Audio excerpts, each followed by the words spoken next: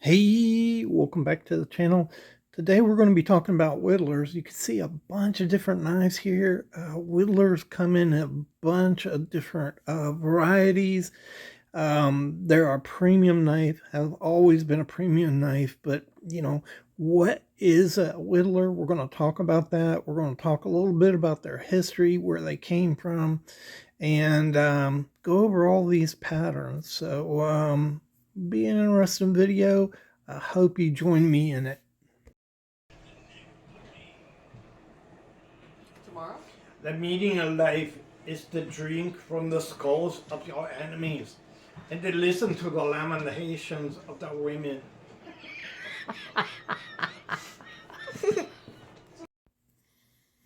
All right. Oh, welcome back to the Fortified Castle. Hi to all my viewers. I'm glad you could join me today. I really am. And I want to thank you for checking out the video and supporting the channel. So today we're going to talk about a whittler. And let me pick one. Let's look at this one. So what is a whittler? The whittler is a pattern of knife defined by a very particular construction. And that construction is what knife collectors have named a whittler. And so there's three things that distinguish a whittler from other knives. One is they all, and all these variations have these same three things in common. They have a main blade that runs off of two back springs. So you can see the two back springs right there, and that blade runs on both of those back springs.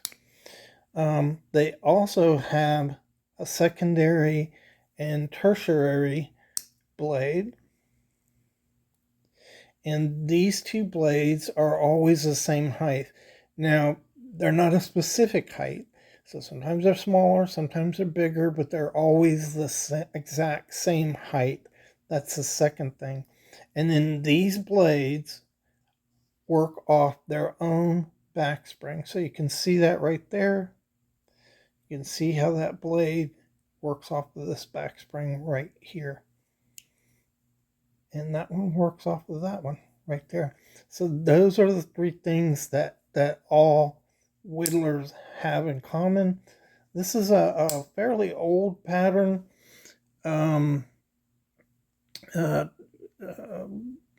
Usually traced back to around the 1820s. But I want to show you a picture here. And this is a picture from Levin's Guide to Knives and their prices. Let's see if I get it in right there. So this is a French knife listed in a kind of like a history of French cutlery called the Art de Couture. And you can see here that you have two blades the same size, and then you have this big main blade on it right there. And that's probably where this pattern comes from. And the oldest kind of pattern that we can see that looks like a whittler. So there's some other differences that you may find in whittlers. If you look at this one right here, it's called a split back whittler. The back is split right here. And so you have these blades on a split back whittler. The blades are tapered. So if you look close at this knife, let me see if I can zoom in here. Whoop, what happened? There we go. So if you look close at this, the blades start out at an equal stock here, and they actually taper down as they come down into here. And usually right around the area where you would have the shield, right around this area right here, the divider, which you can see a divider there, the divider ends, and it just allows this knife to taper down, and you can see that taper in it. And so these are called split back whittlers. Now, they're not all made that way. Here, especially in the 20th century. So here, let's zoom out. On the Case Seahorse Whittler, you see you have two back springs of equal size, and they don't narrow down into a split back. And so this is just like two normal back springs. So a whittler can run on just two back springs. The other thing you'll notice about this is it doesn't have a divider. So some whittlers have dividers and some don't. So whittlers were top of the line knives. Premium knives always were a premium knife, at least up into the 70s. And I think Levin says all whittlers are premium knives, but after the 70s, they started making cheap ones. So I'll quantify that and say it's just up to the 70s. You know, you not only had a multi-blade knife that you had to fit in these blades, and each one had to have the proper walk and talk, but you also had this narrowing of the back spring, done easier in the 20th century. But remember, these things came out around the 1820s, and the only way they could do that, narrow these down, was grind them by hand. So these were expensive knives. Matter of fact, these were some of the most expensive knives. The only way you would get more expensive than this knife is if it had gems or some precious metals in it, or like a dirk that had gems and precious metals in it. So even though this was a little tiny knife, they cost a lot to make, and so they're hard to make. The other thing about that is there were thousands of knife companies and tens of thousands of people making knives, but only your best companies made these whittlers back in the antiquity. And still today, you don't see too many people trying to attempt to make these knives. Before we get into the patterns of the different variations of these knives, I wanted to mention one more thing, and that is amongst knife collectors, when you look at this knife right here, it has one of the two secondary blades is a hygiene blade. And so there's a large group of knife collectors that don't consider this a whittler because it has a hygiene blade on it. And so they only consider true whittlers to have two cutting blades on them, like this one right here. And so this one has, expose them, this one has two cutting blades on it. And so I looked at that and went back and looked at the historical record. And from the very beginning, not only did these whittlers have different secondary blades on them, there was an incredible amount of different secondary blades. Pretty much any blade you can think of was put onto these whittlers. And that's from the start of the pattern of the design of the knife. So I don't subscribe to that notion that they're, if they have a hygiene blade on it, that it's not a whittler. So the other thing is they started out as pen knives, and really towards the end of the 1800s, some of them got bigger, and then in the 20th century, a lot of them got bigger. And in this format, which is not a penknife format, they were good actually for whittling. And most companies marketed these as a uh, hold on a minute. Okay, I could not remember that. They marketed them as carpenter knives, and so you'll see that in some of the old catalogs.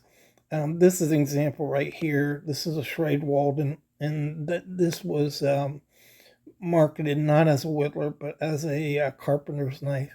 Now, when you look at those that have the carpenter knife logo, most of them have a coping plate on them, and so that's one distinguishing feature of them.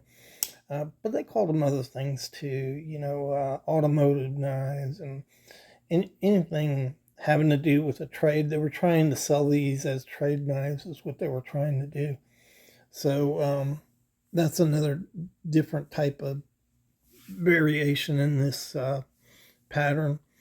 So let's get into just looking at all these variations and understanding what they are. So you can see a lot of different patterns here. I've been able to accumulate almost every pattern of these whittler knives except three. And the three are pretty rare, so I don't feel bad about that. But you can always tell in these vintage knives a popular and successful pattern by the number of variations that it comes in. And so pretty much the Whittler came in almost any variation. This is a equal in, and it is a penknife variation from George Westinghouse, and it dates to the 1890s. This one right here with genuine tortoiseshell. This is a tip variation, but tip bolsters, but it's an equal in pattern. The first one that you saw, as I explained what a whittler was, this is a Anglo-Saxon oval or cigar pattern. So all of those names kind of equally apply to the same type pattern.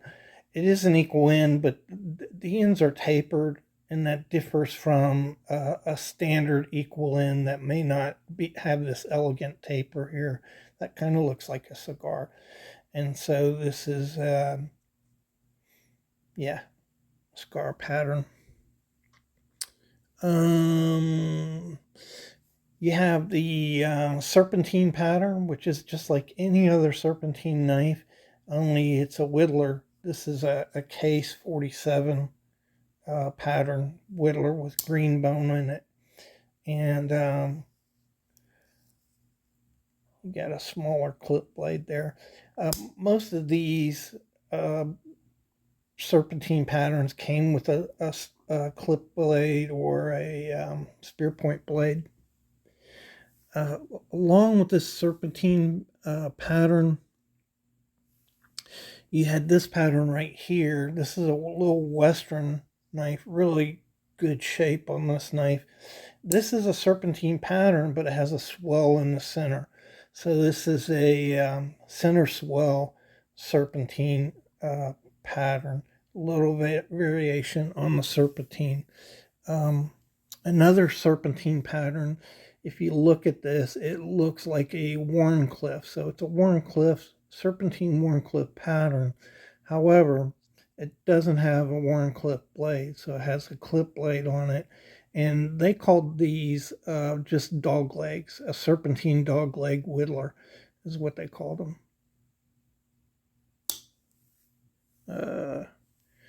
That's a Schrade Walden right there. Okay. Here's another serpentine pattern that looks like a Warncliffe, and this has a Warncliffe blade. So this is a true Warncliffe whittler, is what you call this. So when they have that whittler pattern and there's different blade on it, it's called a dogleg whittler. Otherwise, it's just a Warncliffe whittler pattern. Really nice case. I just had this in another video, but really well made case knife, this Seahorse Whittler. Beautiful knife. All right, what do we get next? Okay.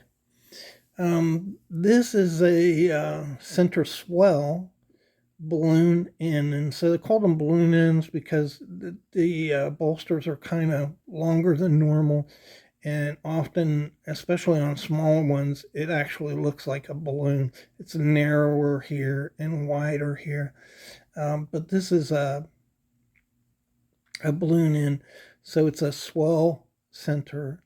The whole center swells. A swell center balloon end knife, and this is a Walden. Just a fantastic made knife here. Just beautiful. You can see nickel silver liners and nickel silver divider on this.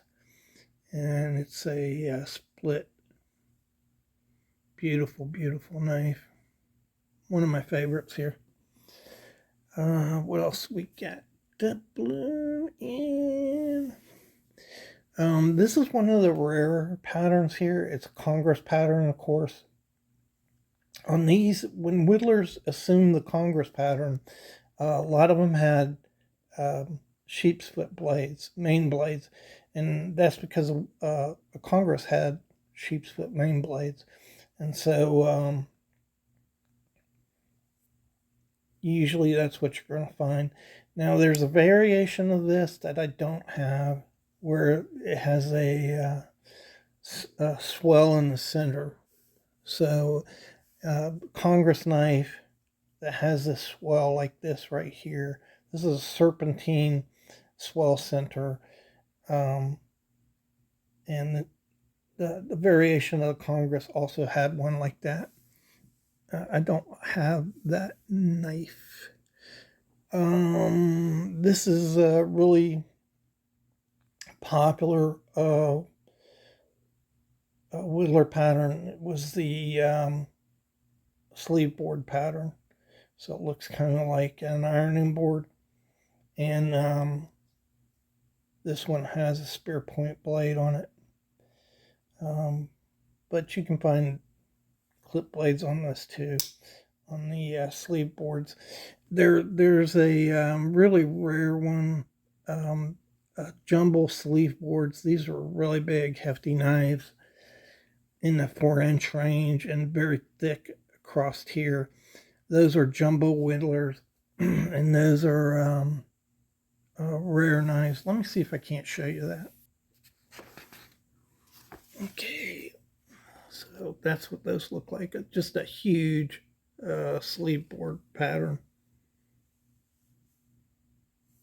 Pretty cool. All right. All right, another really rare pattern was this Norfolk Whittler, and so kind of it looked like a Warncliffe, but it had a center swell on it, and what differentiated this from, say, a center swell serpentine whittler was this very unique blade. So Norfolk whittlers had this really chopped off bull type clip blade on it. And let's see, there was one more. Let me see if I can find that. The crown whittler. Just you had these crown bolsters here. It kind of looks like a coffin. These were sometimes called a coffin pattern because they swelled in the center and narrowed down, kind of like a coffin. And these were called crown whittlers. Levin says he's never seen one in person. The only one, and he's only seen one in a catalog. So these are really, really rare. If you ever have a chance to pick one up. Another really scarce whittler that I do have is the gunstock whittler. So if you look at this, you have a flat gunstock shape here, and this is a whittler, but it's a very unusual one. And so you have your whittler design here, both springs here both of these springs work the main blade, and then the secondary blades at the end are worked by individual blades. So it's a true whittler, and this is a gunstock whittler. Probably the only gunstock whittler is found on this pattern. And this pattern is a hybrid type of pattern. It's also, as you look down in here, it's also a lobster pattern. And so it has a hygiene blade on the back here. Really unusual pattern. They called these orange blossoms pattern of knives. So before I let you go here, I just wanted to show you some interesting ones. This is a Robeson here, and it's a serpentine center swell, but I thought it was really interesting. It had these, if I can get a hold of it.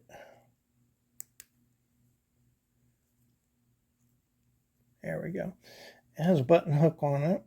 So this was a lady's knife, and one of the smallest whittlers that I have. I think it is the smallest whittler I have, at 2.5 inches, I believe. Let's measure it. It is 2 5/8 inches. So whittlers went from 2 inches all the way up to 4 inches. And just a really unusual. Another unusual thing about this is it has a sheep's foot blade. So this knife is really unusual in a couple different ways here. It's small, has an atypical blade, and also an atypical secondary blade. And that's what's cool about whittlers. This one is another 18th century knife in horn, and this is a shadow knife. So shadow knives had the tangs completely hidden, as you can see right here, so they could pocket easy. And a lot of times shadow knives had this, the main blade was hidden, but you can see here these whittler blades are hidden also, so the tang completely smooth here, and it presents a really unique kind of design how they pulled that off. This is a C.J. Johnson here. Really cool.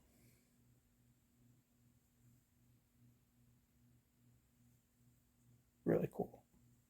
Let's look at the other blade as long as we're doing it.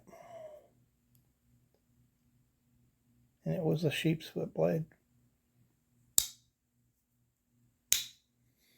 So just really cool patterns, a popular pattern to collect.